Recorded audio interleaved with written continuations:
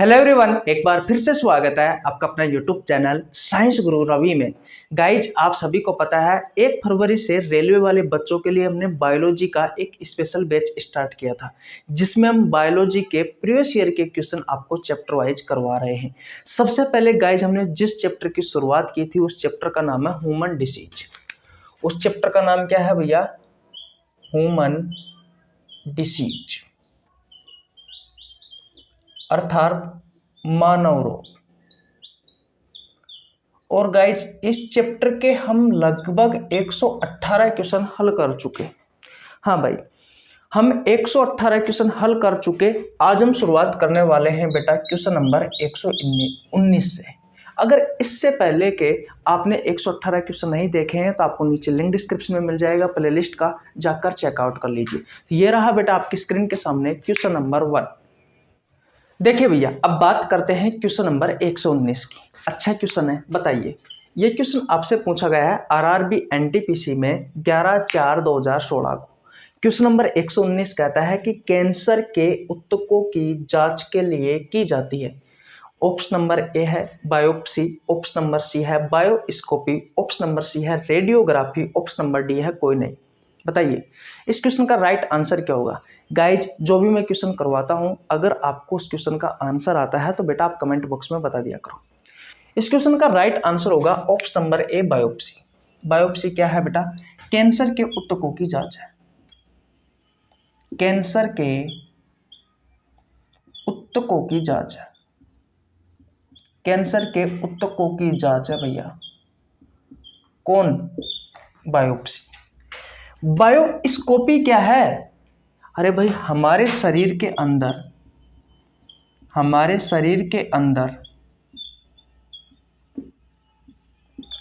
कोई कोशिका है। अब ये कोशिका जीवित है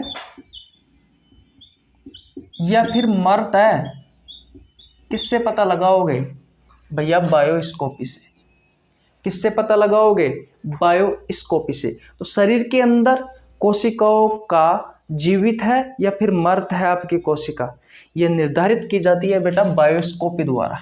रेडियोग्राफी क्या है? तो एक इमेजिंग तकनीक है।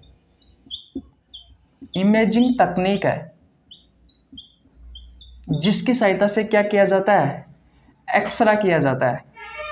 क्या किया जाता है? एक्सरे किया जाता है। और एक्सरे करके बेटा किसी भी ऑब्जेक्ट की आंतरिक संरचना का पता लगाया जाता है। किसी भी ऑब्जेक्ट की आंतरिक संरचना का पता लगाया जाता है। किसका भैया? आंतरिक संरचना का। आंतरिक संरचना का पता लगाया जाता है। बोलो, क्या आपको समझ में आया? मैंने क्या कहा? रेडियोग्राफी एक इमेजिंग तकनीक है बेटा, जिसमें एक्सरे किया जाता है किसी भी ऑब्जेक्ट का और उस ऑब्जेक्ट की आंतरिक संरचना का पता लगाया जाता है। वह है बेटा रेडियोग्राफी। शरीर के अंदर कोशिका जीवित है या मृत है, किससे पता लगेगा? बायोस्कोपी से। और कैंसर के ऊतकों की जांच क्या कहलाती है? बायोप्सी। ये क्वेश्चन आपसे पूछा गया था आरआरबी एनटीपीसी में 11/4/2016 को। क्वेश्चन समझ में आया क्या? लाइक कर दीजिए वीडियो को। आपके छोटे भाई के लिए एक प्यारा सा कमेंट कर दीजिए। और ध्यान से सुनना बेटा, ये जो बैच है ये रेलवे वाले बच्चों के लिए है। चाहे आप रेलवे की किसी भी एग्जाम की तैयारी कर रहे हो, चाहे ग्रुप डी की कर रहे हो, एनटीपीसी की कर रहे हो, एएलपी टेक्नीशियन की कर रहे हो, या जेई की कर रहे हो, या फिर आरपीएफ कांस्टेबल, या फिर एसआई की कर रहे हो, एसएससी की कर रहे हो, सीनियर सेक्शन इंजीनियर की, या फिर कोई पैरामेडिकल की कर रहे हो, रेलवे की किसी भी एग्जाम की तैयारी कर रहे हो बेटा, बायोलॉजी पढ़ लीजिए। स्पेशल बैच है और ये बायोलॉजी यानी कि ये बैच रेलवे वाले बच्चों के लिए है और महत्वपूर्ण होगा, क्योंकि जितने भी प्रीवियस ईयर के क्वेश्चन है बेटा बायोलॉजी के, वो सभी क्वेश्चन करवा रहा हूँ। इस बैच का टाइम रहता है सोमवार से लेकर के शनिवार तक शाम 7 बजे। संडे का ऑफ रहता है भैया। पहला ही चैप्टर करवा रहा हूँ अब तक तो मैं आपको इस बैच में, मानव डिसीज। आप देख सकते हो इससे पहले 118 क्वेश्चन करवा चुका है, ये 119 भी कंप्लीट हो गया है। प्रत्येक चैप्टर में 100 से 150 के बीच में क्वेश्चन करवाने वाला हूं। और अगर आप किसी भी चैप्टर के प्रीवियस ईयर के क्वेश्चन निकाल लेते हो 100 या 150, मुझे नहीं लगता बेटा कि फिर आपके एग्जाम में आपसे कोई क्वेश्चन छूटने की संभावना रहती है। थ्योरी नहीं पढ़ी है तो बेटा इस यूट्यूब चैनल पर मैंने सभी प्रतियोगी परीक्षाओं के लिए अच्छे से बायोलॉजी पढ़ा रखी है। बायोलॉजी के बहुत सारे चैप्टर करवा रखे हैं, बहुत सारे चैप्टर के एमसीक्यू क्वेश्चन करवा रखे हैं। नहीं देखे हैं तो चैनल पर जाकर देख लीजिए। इतनी बात समझ में आ गई। और देखिए, हर रोज सुबह 6 बजे कम्युनिटी पोस्ट में बायोलॉजी का एक बेहतरीन क्वेश्चन डालता हूं जिसका आंसर 100, 200, 300, 400 स्टूडेंट हर रोज देते हैं। आप भी दीजिए ताकि बायोलॉजी के बेहतरीन क्वेश्चनों पर पकड़ बनी रहे। ये वो क्वेश्चन होता है जो या तो आपसे आपकी प्रतियोगी परीक्षाओं में पहले पूछा गया होता है या इस क्वेश्चन को आगे पूछे जाने की संभावना रहती है। अगर आप इस क्वेश्चनों का आंसर हर रोज देते हो तो यकीन मानिए आपके एग्जाम में ये क्वेश्चन देखने को मिलेंगे। कुछ न कुछ फायदा जरूर होगा, ये मेरी गारंटी है। इतनी बात क्लियर है। सुबह 7 बजे हर रोज क्लास आती है। आज थोड़ा सा लेट हो गया था इसलिए अभी 3 बजे के आसपास अपलोड किया है। ठीक है, कल भी ये 7 बजे वाली क्लास रात को 10 बजे आई थी, लेकिन आज 7 बजे तक डाल ही दूंगा क्योंकि अभी 6 बजे मैं वीडियो शूट कर रहा हूँ। आधे घंटे में वीडियो शूट करके फिर एडिटिंग करवा के जल्दी करने की कोशिश करूँगा। ठीक है, स्क्रीनशॉट ले लीजिए भैया। चले आगे। ओके, देखिए भैया, अब बात करते हैं क्वेश्चन नंबर 120 की। अच्छा क्वेश्चन है। क्वेश्चन नंबर 120 कहता है कि मवेशियों में मुख व पैरों के रोग किसके कारण होते हैं। भाई जो मवेशी होते हैं उनमें ज़्यादातर मुंह है और जो पैरों के रोग है वो ज़्यादातर किसके कारण होते हैं। या आपके ऑप्शंस है, कवक के कारण होते हैं या फिर प्रोटोजोआ के कारण होते हैं या विषाणु के कारण होते हैं या फिर जीवाणु के कारण होते हैं।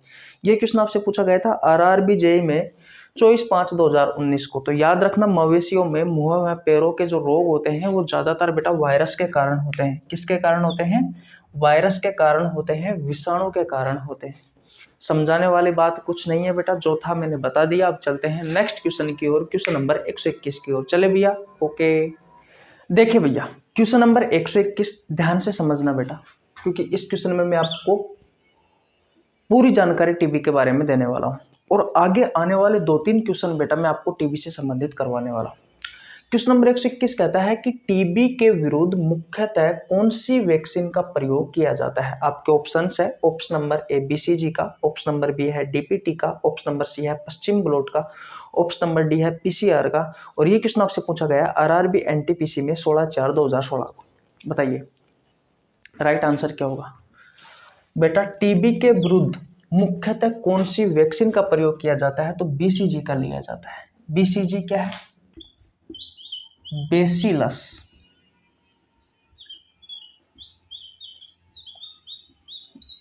कैलमेट ग्यूरिन, ये होती है बेटा BCG की full form. Bacillus Calmette Guérin, bacillus Calmette Guérin, ये नहीं आएगा। बेसिलस कैलमेट ग्यूरिन, ये बेटा BCG एक वैक्सीन है, बेसिलस कैलमेट ग्यूरिन, जो टीबी के लिए दी जाती है। अब टीबी के बारे में समझते हैं। अब ध्यान से समझना, सारी चीजें समझ में जाएगी। सबसे पहले टीबी के बहुत सारे नाम होते हैं बेटा, जैसे आपके एग्जाम में क्वेश्चन पूछे जाते हैं, जैसे कि टीबी, तपेदिक, यक्ष्मा, क्षय रोग, ये सब बेटा टीबी का नाम है। ये सब किसका नाम है? टीबी का। और टीबी एक बैक्टीरिया से होने वाली बीमारी है, यानी कि बैक्टीरियल डिसीज है, अर्थात जीवाणु जनित रोग है। ऐसा रोग है बेटा टीबी जो बैक्टीरिया के कारण होता है, जो जीवाणु के कारण होता है। ऐसे रोग को कहा जाता है बैक्टीरियल डिसीज या जीवाणु जनित रोग। किस बैक्टीरिया से होता है? तो उस बैक्टीरिया का नाम क्या है? तो बेटा उस बैक्टीरिया का नाम है भैया माइकोबैक्टीरियम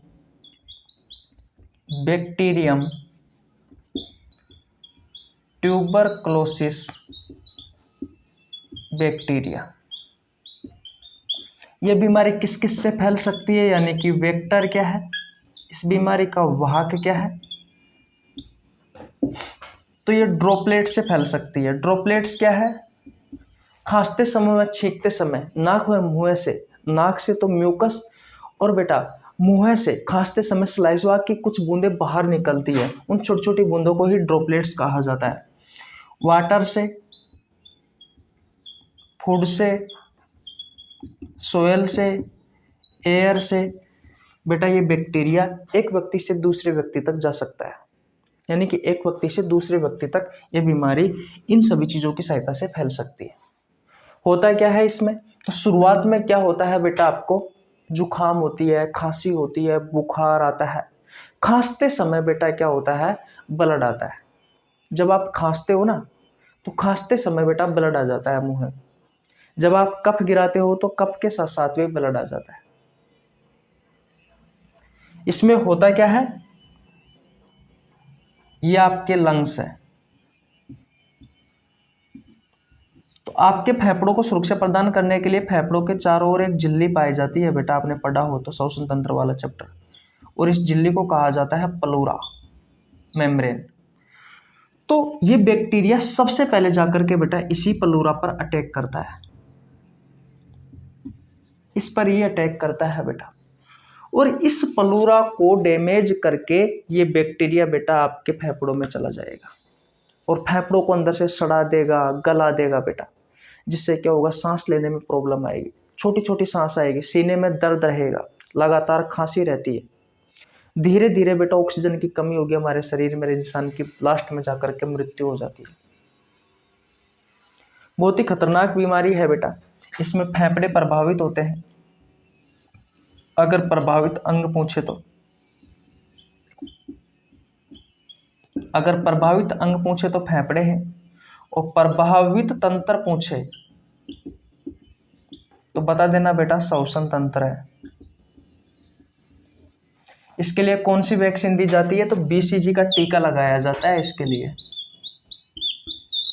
बेसिलस कैलमेट ग्यूरिन। और 24 मार्च को विश्व तपेदिक दिवस मनाया जाता है। विश्व तपेदिक दिवस मनाया जाता है हर साल, जिसमें आपको टीबी के बारे में लोगों को जागरूक किया जाता है संस्थाओं के द्वारा। इतनी बात क्लियर है, किसी को कोई प्रॉब्लम यहाँ तक बिल्कुल भी नहीं होनी चाहिए भैया, बिल्कुल भी नहीं होनी चाहिए।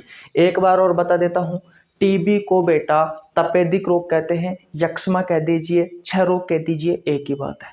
ये एक बैक्टीरिया से होने वाली बीमारी है। जिस बैक्टीरिया से होती है उस बैक्टीरिया को कहा जाता है माइकोबैक्टीरियम ट्यूबरक्लोसिस बैक्टीरिया। ये किस किस से हो सकता है, एक व्यक्ति से दूसरे व्यक्ति में ये बैक्टीरिया किसकी सहायता से जा सकता है एक व्यक्ति से दूसरे व्यक्ति तक, या ये बीमारी किससे फैल सकती है, तो भैया ड्रॉपलेट्स क्या होती है बेटा, नाक व मुंह से छींकते समय व खांसते समय नाक से तो म्यूकस बाहर निकलता है और बेटा मुंह से श्लेष्मा की छोटी छोटी बूंदें बाहर निकलती है, जिसे ही ड्रॉपलेट्स कहा जाता है। पानी की सहायता से, भोजन की सहायता से, मिट्टी की सहायता से, एयर हवा की सहायता से ये बीमारी एक व्यक्ति से दूसरे व्यक्ति तक पहुंच सकती है। शुरुआत में जैसे ये बैक्टीरिया आपके शरीर में पहुंचता है तो जाकर के यहाँ पे फेफड़ों पर अटैक करता है। शुरुआत दिनों में क्या होगा, आपको ठंड लगेगी, खांसी होगी, जुखाम होगी, बुखार आएगा, खांसते समय ब्लड आएगा, कफ गिराते समय कफ के साथ में ब्लड आता है। ये शुरुआती लक्षण है। अगर आपको लगातार 7 दिन तक खांसी है बेटा तो हो सकता है आपको टीबी हो। अगर आपको लगातार 8-10 दिन तक खांसी रहती है, कम से कम 7 दिन तक खांसी रहती है, तो डॉक्टर के पास जाइए और चेक करा लीजिए भैया, कहीं आपको टीबी ना हो जाए। उसके बाद में क्या होता है, ये जो माइकोबैक्टीरियम ट्यूबरक्लोसिस जो बैक्टीरिया होता है, ये फेफड़ों को सुरक्षा प्रदान करने के लिए फेफड़ों के चारों ओर एक झिल्ली पाई जाती है, इसे प्लूरा झिल्ली कहा जाता है। इस प्लूरा झिल्ली पर जाकर के अटैक करता है, आक्रमण करता है, तो इसे बेटा बीच बीच में से तोड़ देता है। जैसे कि मैंने टूटी हुई दिखा रखी है, ये एक तरफ सारी बना दी और यहाँ से टूटी हुई बना दी मैंने, तो इसको डैमेज कर देता है। और इसको डैमेज करके बेटा ये फेफड़ों के अंदर घुस जाता है और वहां पर फेफड़ों को अंदर से सड़ा देता है, गला देता है, अंदर इन्फेक्शन कर देता है बेटा खतरनाक तरीके से।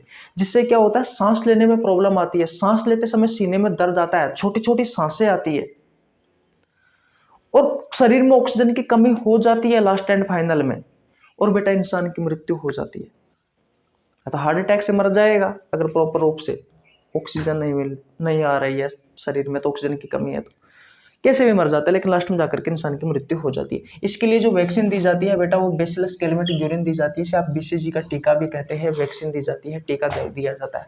तो इसी टीका के बारे में आपसे पूछा गया है कि टीबी के विरुद्ध मुख्यतः कौन सी वैक्सीन का प्रयोग किया जाता है, तो भैया BCG का प्रयोग किया जाता है, बेसिलस कैलमेट ग्यूरिन का। 24 मार्च को विश्व तपेदिक दिवस मनाया जाता है बेटा। RRB NTPC में क्वेश्चन पूछा गया है 16/4/2016 को। ये समझ में आ गया? ओके, तो अब स्क्रीनशॉट ले लीजिए। मिटाने वाला कहाँ गया भैया? अब चलते हैं नेक्स्ट क्वेश्चन की ओर। ले लिया स्क्रीनशॉट आपने? ओके, बताइए भैया इस क्वेश्चन का राइट आंसर क्या होगा।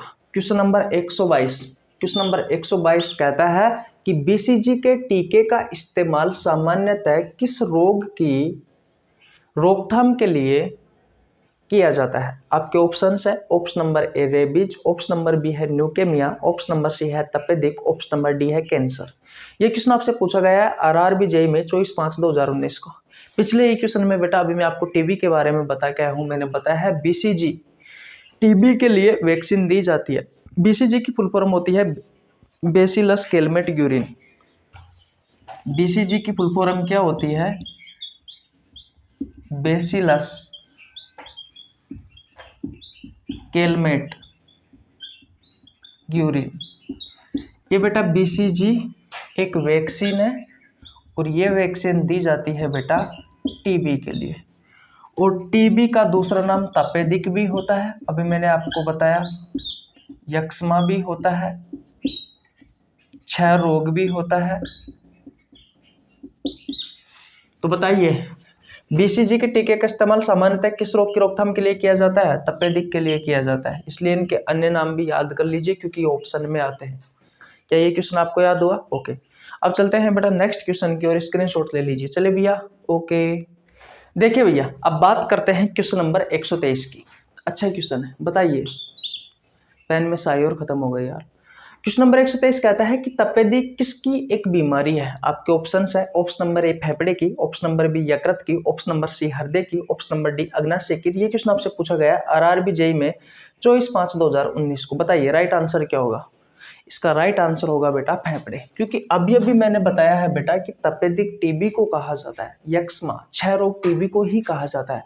और टीबी में क्या होता है, हमारे जो फेफड़े होते हैं बेटा, उन फेफड़ों के चारों ओर फेफड़ों को सुरक्षा प्रदान करने के लिए एक झिल्ली पाई जाती है, इसे पलूरा कहा जाता है। इस पलूरा को डैमेज कर देता है बेटा टीबी का जो बैक्टीरिया होता है, tuberculosis bacteria, Mycobacterium tuberculosis bacteria. ये बेटा फेफड़ों के चारों ओर फेफड़ों को सुरक्षा प्रदान करने वाली जो झिल्ली होती है पलूरा, उसको डैमेज कर देता है। इसको डैमेज करके फेफड़ों के अंदर घुस जाता है, फेफड़ों को अंदर ही अंदर सड़ा देता है, गला देता है, उसमें खतरनाक तरीके से इन्फेक्शन कर देता है, जिससे बेटा सांस लेने में प्रॉब्लम आती है, सीने में दर्द होता है, छोटी छोटी सांसें आती है, लास्ट एंड फाइनल इंसान की मृत्यु हो जाती है। तो यह एक फेफड़े की बीमारी है बेटा। तो आज यहीं तक रखते हैं। पेन में भी स्याही खत्म हो गई है, अभी पेन की स्याही भी लेके आनी पड़ेगी, डिब्बी में भी नहीं है भैया। आज यहीं तक रखते हैं। कैसी लगी आपको वीडियो? अगर वीडियो अच्छी लगी हो तो वीडियो को लाइक कर दीजिए, चैनल पर नए हो तो चैनल को सब्सक्राइब कर लेना, बेल आइकन को प्रेस कर लेना ताकि आपके पास हमारी वीडियो का नोटिफिकेशन टाइम टू टाइम पहुंच सके। मिलते हैं गाइस नेक्स्ट वीडियो में, तब तक के लिए जय हिंद, जय भारत, राम राम।